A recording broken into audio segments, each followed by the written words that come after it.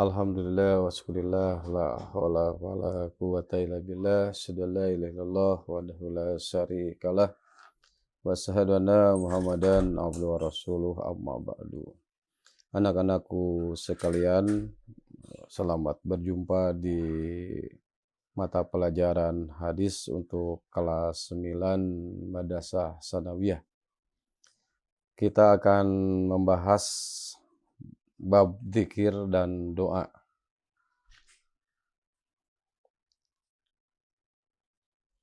Az-zikru adalah bentuk masdar dari kata zakaro. Zakaro yadhkuru zikron. Yakni apa saja yang keluar melalui lisan atau yang teringat di dalam hati. Maksud bab ini adalah berzikir kepada Allah Ta'ala. Bab zikir dan doa. Kata ad-du'a adalah bentuk masdar dari kata da'a, yad'u du'aan atau da'watan, yakni permohonan. Ada yang berpendapat bahwa makna doa adalah dorongan untuk melakukan sesuatu. Seperti da'autu fulanan, artinya aku minta tolong kepadanya. Dikatakan da'autu fulanan artinya aku meminta bantuannya. Kata doa diistilahkan untuk perbuatan yang berkaitan dengan ibadah maupun tidak. Keutamaan zikir. Jadi kita akan membahas dulu mengenai bab zikir. Jadi doa nanti di akhir setelah selesai membahas hal-hal yang berhubungan dengan zikir. Bagian pertama adalah keutamaan zikir. Bagi yang selalu berzikir pada Allah Subhanahu wa taala, pertama Allah akan selalu bersamanya. Sebagaimana hadis yang ini ada di Bulughul Maram. Wa an Abi Hurairah radhiyallahu anhu qala Rasulullah sallallahu alaihi wasallam yaqulullahu ta'ala ana ma'a abdi ma dzakaroni wa taharakat bi syafatahu akhrajahu Ibnu Majah wa sahahahu Ibnu Hibbana wa dzakarahul Bukhari ta'liqan. Dari Abu Hurairah radhiyallahu anhu berkata, Rasulullah sallallahu alaihi wasallam bersabda, Allah Ta'ala berfirman, berarti ini hadis qudsi ya. Aku selalu menyertai hambaku selama ia mengingatku dan bergerak kedua bibirnya menyebutku. Wataharokat bi syafatahu. Hadis riwayat Ibnu Majah dan disahihkan oleh Ibnu Hibban dan disebutkan oleh Bukhari secara mu'allaq. Artinya tidak disebutkan dengan sanadnya. Penjelasan kalimat. Sebagian penjelasan ini saya ambil dari syarah Bulughul Maram yang bernama Subulus Salam karya As-Sun'ani. Dari Abu Hurairah radhiyallahu anhu ia berkata, Rasulullah shallallahu alaihi wasallam bersabda, Allah Ta'ala berkata, aku selalu menyertai hambaku selama ia mengingatku dan bergerak kedua bibirnya menyebutku. Hadis riwayat Ibnu Majah dan disahihkan oleh Ibnu Hibban dan disebutkan oleh Al-Bukhari secara mu'allaq. Dalam hadis riwayat Bukhari tercantum dengan lafaz Nabi sallallahu alaihi wasallam bersabda, Yaqulullahu azza wa jalla ana inda dunni abdi bi wa ana ma'ahu idza dakaroni fa in dakaroni fi nafsihi dakartuhu fi nafsi wa in dakaroni fi malain dakartuhu fi malain khairin minhum wa in taqarraba ilayya shibron taqarrabtu ilaihi dhira'an wa in taqarraba ilayya dhira'an taqarrabtu ilaihi ba'an wa in atani yamshi ataituhu harwalatan. Artinya nih, Allah Ta'ala berfirman, aku akan bersikap seperti persangkaan hambaku kepadaku. Aku akan bersamanya ketika ia mengingatku. Jika ia mengingatku dalam dirinya, maka aku akan mengingatnya dalam diriku. Jika ia menyebut namaku di hadapan halayak ramai, maka aku akan menyebutnya di hadapan halayak yang lebih baik dari itu.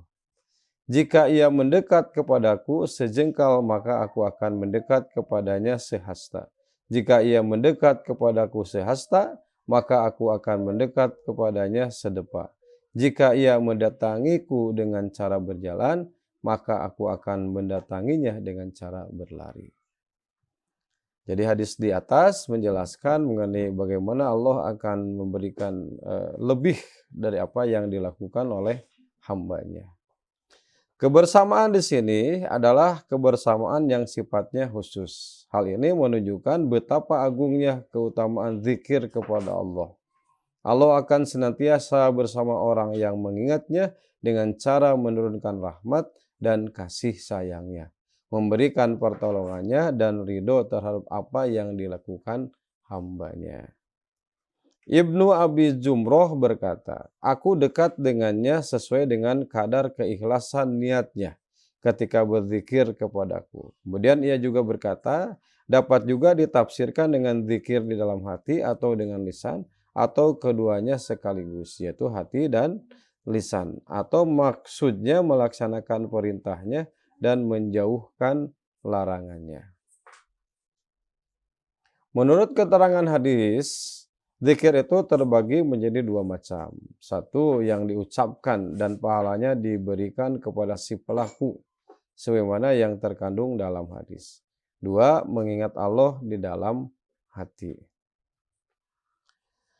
Yang kedua, keutamaan bagi yang berzikir, selamat dari azab. Atau zikir itu paling menyelamatkan dari azab neraka.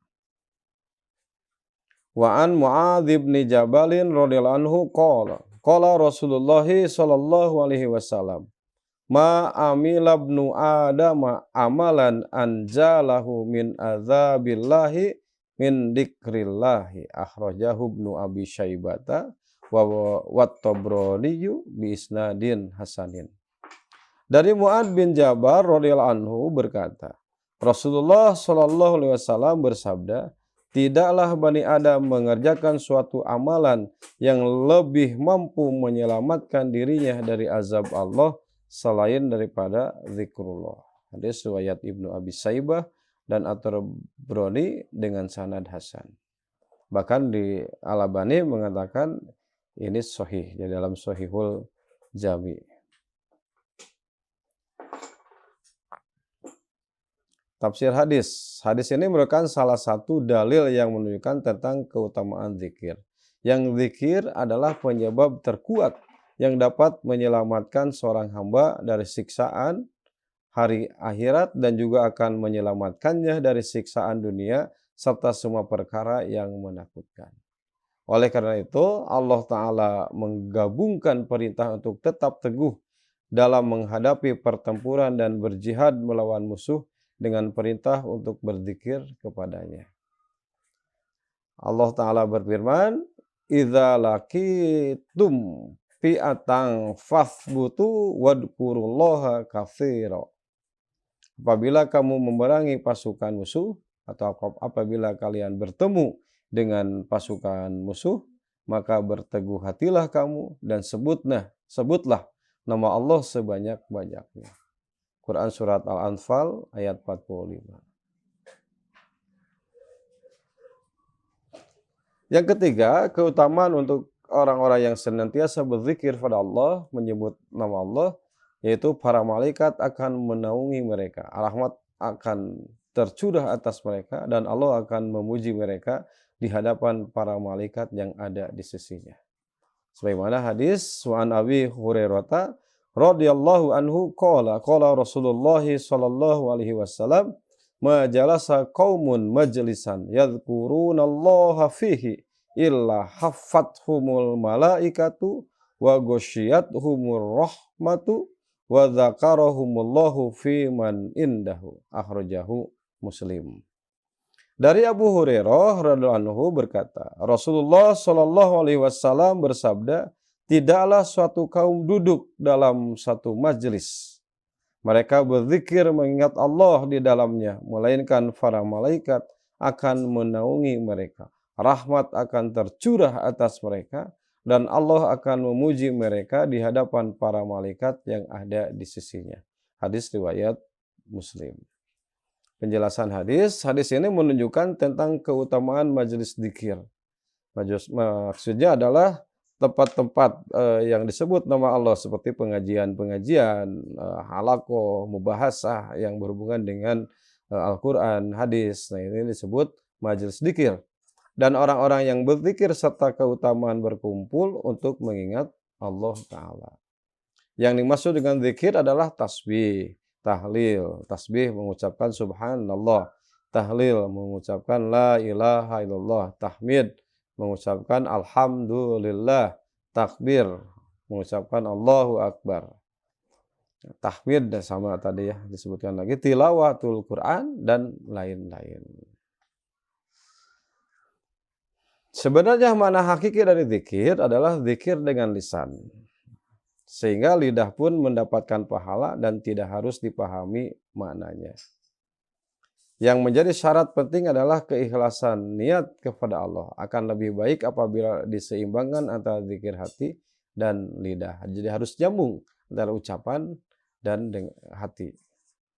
Kemudian di samping adanya keseimbangan antara lisan dan hati, akan lebih sempurna lagi jika ia memahami makna zikir yang mencakup semua pengagungan Allah dan menafikan semua sifat-sifat kurang bagi Allah. Al-Fakhrur Razi berkata, maksud berzikir dengan lisan adalah mengucapkan lafaz tasbih dan tahmid, yaitu subhanallah dan alhamdulillah. Dan yang dimaksud dengan zikir dengan hati adalah memikirkan keagungan Allah dan sifat-sifat Allah serta berpikir tentang dalil-dalil hukum yang berkaitan dengan perintah dan larangan sehingga dapat disimpulkan suatu hukum. Termasuk juga memikirkan rahasia-rahasia ciptaan Allah Ta'ala. Maksud zikir dengan anggota badan adalah menyibukkan diri dengan melakukan berbagai ketaatan kepada Allah. Jadi ada zikir dengan lisan, ada zikir dengan hati, juga ada zikir dengan anggota badan atau dengan perbuatan.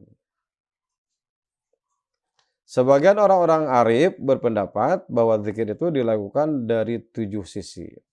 Zikir mata dengan menangis, zikir lisan dengan mengucapkan pujian-pujian kepada Allah, zikir telinga dengan mendengar perkara-perkara yang baik, zikir kedua tangan, ini caranya dengan memberi sedekah, infak itu dengan tangan. Zikir badan dengan cara memenuhi kewajiban. Salat dan haji itu kan ada ibadah badaniyah disebutnya. Zikir hati dengan perasaan takut dan harap. Jadi kita merasa memang sesuatu itu adalah milik Allah Subhanahu wa taala dan berharap kepada Allah. Zikir ruh dengan berserah diri dan ridho atas putusan dari Allah. Demikian anak-anakku sekalian, mudah-mudahan kita diberi waktu untuk berjumpa kembali membahas bahasan selanjutnya atau kajian pelajaran selanjutnya yang berhubungan dengan akibat tidak berzikir pada Allah dan juga nanti akan dibahas lafaz-lafaz zikir dan keutamaannya. Terima kasih. Wassalamualaikum warahmatullahi wabarakatuh. Ilal liqa.